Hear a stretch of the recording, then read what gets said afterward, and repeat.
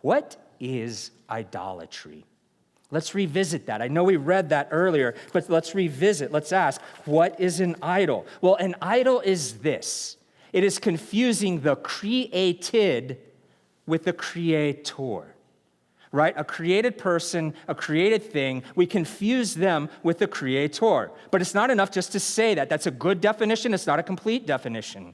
We even saw in the question that when we confuse the created with the creator, what we're doing is we're taking a created person, we're taking a created thing, and we are drawing our hope, our health, our happiness, our significance, or our security from that created thing.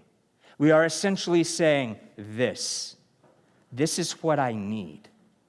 This is what's going to deliver the good life. Let's tease this out a little bit more. Let's go back to Paul's day. You see, Paul innately understood something that I think we struggle with. He innately understood that worship in his day was not so much like, hey, I love Zeus, so I'm going to worship Zeus. He understood that Greek god, that Roman god, represented, symbolized the thing you wanted most in life. Let's see how this works. Are you here and you're looking for romance? If that's you, and you lived back then, you weren't just sacrificing or worshiping the goddess Aphrodite, the god of love. What you were really worshiping was love or beauty. Right? Like beauty gives me my significance. Love and a marriage partner is going to give me security. See how that works? All right, let's go to our youth. What about education? You didn't just go to Athena, the goddess of wisdom, and worship to her. What you were really worshiping was something like your grades that gives you the security of a job or a good college, or it gives you the significance of a high-class rank. What about our white-collar businessmen? You didn't just go and worship to Hermes, the god of commerce. You were really going to him to get success in business, significance, or to fill up your IRA, which is security. What about our blue-collar workers? There was a god for that too. His name was Hephaestus, the god of tools, the god of craftsmanship. Right? You didn't just go and offer worship to him. What you were really doing was getting craftsmanship, which can give me significance, or a pension, right, which is my security. There's other ways we could break this down, but I hope you see what you were doing then is you weren't necessarily worshiping that God, right? What you were doing was getting hope, getting happiness, getting the good life. The problem with this is false worship of a false god, offering up false sacrifice to a false savior is really only a false hope. It does not work. It does not work. What you were saying when you went to these gods is, this is the very thing that I need. This is what's going to make my existence count.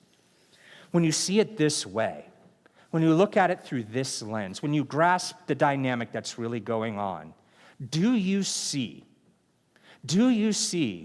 how they're really not so different then than we are today? Couldn't we fall prey to each one of those things and elevate it and put it higher? We've got to see the idols. Why? Because when there is an idol in our lives, when there is an idol in someone else's life, it blocks our view of Jesus. And it assumes his lordship. So is idolatry alive and well today? Yeah, it is. How do we see it in the culture around us? How do we see it? Well, look at billboards, right? Look at the magazine covers at the grocery checkout store. Look at the pop-up ads. Look at the YouTube ads before the video. They're like, skip, come on, okay? The advertising and marketing industry is hardwired to take what we're interested in, what we like, and then to try to convince us that we don't just want it, we need it. What a great way to see idols in our culture, right? What about in our own hearts? Do we do this? I do this. Pastor John, you talk about guns and cars way too much. Guilty, right? Pull out your phone. Pull out your iPad, right? It's not just that those things are idols because we're on them all the time, Look at the apps. Do the apps on our cell phones, on our tablets, not scream, "This is what I need to have joy. This is what I need to have happiness. This is what's going to give me security. This is what gives me a sense of significance." Is that fair?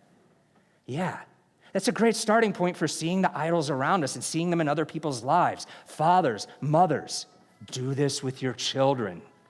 You want them to come to faith in Jesus? We need to know what really makes them tick.